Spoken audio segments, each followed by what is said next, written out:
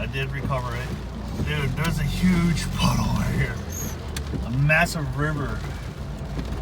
I'll take my time driving through it, but look at that, dude. Something, we're on a hill. I don't understand this. Holy crap, that's probably not worth going through right there. Not for lowered cars. Send it. Sending it. Oh shit, dude.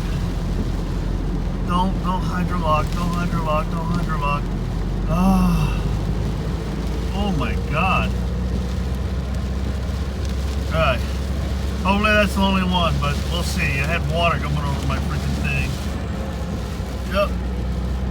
It sounds like my belts are loose. Or not loose, but it's just wet. Just take it easy driving it home.